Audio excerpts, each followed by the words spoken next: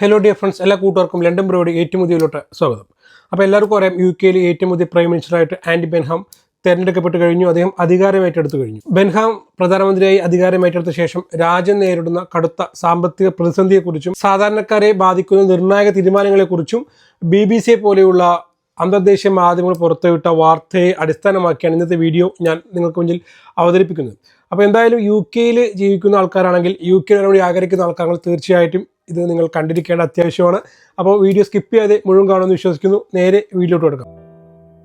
UK ജനങ്ങൾക്ക് നല്ലൊരു ജീവിത രീതി വാഗ്ദാനം ചെയ്തിരിക്കുകയാണ് പുതിയ പ്രൈം മിനിസ്റ്ററായിട്ട് അധികാരമേറ്റെടുത്ത ഉടനെ ആൻഡി ബെൻഹാം. അദ്ദേഹം പറഞ്ഞിരിക്കുന്നത് UK ജനങ്ങൾക്ക് ശ്വാസം വിടാനുള്ള സ്പേസ് നൽകും, ബ്രീത്തിങ് സ്പേസ് നൽകും എന്നുള്ളതാണ്. കടുത്ത സാമ്പത്തിക ബുദ്ധിമുട്ടിലൂടെ കടന്നുപോയിക്കൊണ്ടിരിക്കുന്ന UK എല്ലാ ആൾക്കാർക്കും പുതിയ തീരുമാനങ്ങൾ അല്ലെങ്കിൽ ഗവൺമെൻറ്റിൻ്റെ പുതിയ പോളിസികൾ ഒരു ബ്രീത്തിങ് പോയിന്റ് പോലെ, അതല്ലെങ്കിൽ ഒരു തകർച്ചയിൽ നിന്നും മുന്നോട്ട് നയിക്കുന്ന രീതിയിലുള്ള പോളിസികളായിരിക്കും എന്നാണ് അദ്ദേഹം സൂചിപ്പിക്കുന്നത്. ആദ്യമായി ബെൻഹാം തൻ്റെ മന്ത്രിസഭയിൽ വലിയൊരു മാറ്റം വരുത്തിയിരിക്കുകയാണ്. മുൻപ് പ്രതിരോധ മന്ത്രിയായിരുന്ന ജോൺ ഹീലിയെയാണ് ഇദ്ദേഹം ഫിനാൻസ് മിനിസ്റ്ററായിട്ട് അഥവാ ചാൻസലറായിട്ട് നിയമിച്ചിരിക്കുന്നത്.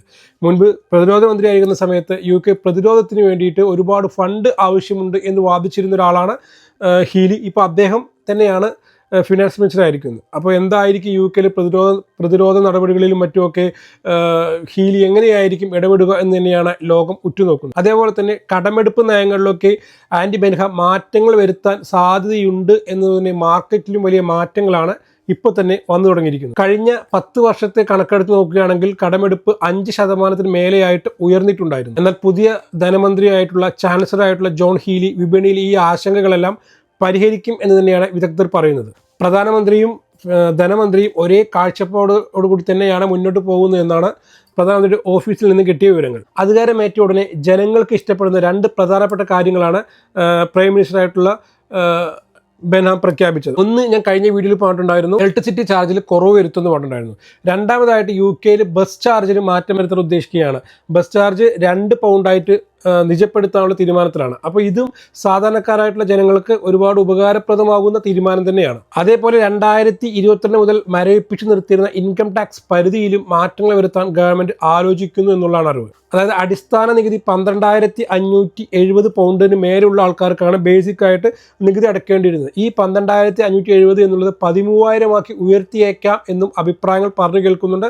ഔദ്യോഗിക സ്ഥിരീകരണമൊന്നും ഉണ്ടായിട്ടില്ല. അതേപോലെ 50,271 എന്ന ഉയർന്ന നികുതി പരിധി അത് 52,000 53,000 ആക്കിയേക്കാം എന്നും അഭിപ്രായം. ഇത് നടപ്പിലാവുകയാണെങ്കിൽ ഈ 50,000 എന്നുള്ളത് 52,000 മാറ്റുകയാണെങ്കിൽ നഴ്സുമാർ, ഡോക്ടർമാർ, അധ്യാപകർ, ടീച്ചർമാർ തുടങ്ങിയ പല ആൾക്കാർക്കും ഇത് ഒരുപാട് ഗുണപരമായിട്ടുള്ള തീരുമാനമായി മാറും. അവരുടെ സാമ്പത്തിക ബുദ്ധിമുട്ടുകളൊക്കെ ഒരുപാട് അറുതി വരും. അതായത് അത്രയും ടാക്സ് തുക കൊടുക്കേണ്ടത് കുറയുമ്പോൾ തീർച്ചയായിട്ടും അവർക്ക് മാർക്കറ്റിൽ കൂടുതൽ ക്യാഷ് ഇറക്കാനും സാധിക്കും. ഗവൺമെൻറ്റിനും കുറച്ചുകൂടി ഒരു മാറ്റം ഉണ്ടാകും എന്നുള്ളതാണ് കരുതുന്നത്. അപ്പോൾ ഇത് തീരുമാനമായിട്ടില്ല, ഇത് ഒരു പ്രപ്പോസൽ പോലെ ഗവൺമെൻറ് ഇങ്ങനെ ഒരു നടപടിക്രമങ്ങളെ മുന്നോട്ട് പോകുന്നുണ്ട് എന്ന രീതിയിലുള്ള സാമ്പത്തിക വിദഗ്ധരുടെ അഭിപ്രായം മാത്രമാണ്. അതേപോലെ ഗവൺമെൻറ്റിനെ സംബന്ധിക്കുന്ന മറ്റൊരു പ്രധാന വെല്ലുവിളി എന്ന് പറഞ്ഞു കഴിഞ്ഞാൽ ഈ ഹോംലെസ് ആയിട്ടുള്ള ആൾക്കാർ ഒരുപാട് ഇപ്പോൾ വർദ്ധിച്ചുകൊണ്ടിരിക്കുകയാണ്. നമ്മുടെ നാട്ടിലുള്ള ഇന്ത്യയിൽ നിന്നുള്ള ആൾക്കാരൊക്കെ വിചാരം UK, അമേരിക്ക പോലുള്ള രാജ്യങ്ങളിലൊന്നും ഈ യാചകർ ഉണ്ടാവില്ല എന്നുള്ളതാണ്. ഇപ്പോൾ നമ്മൾ പറയില്ലേ, ഇംഗ്ലീഷ് അറിഞ്ഞു കഴിഞ്ഞാൽ, ഇപ്പോൾ പണ്ട് ഏതോ ദിലീപിൻ്റെ സിനിമയിൽ ഡയലോഗ് ഉണ്ടായിരുന്നു, അമേരിക്കയിൽ പോലും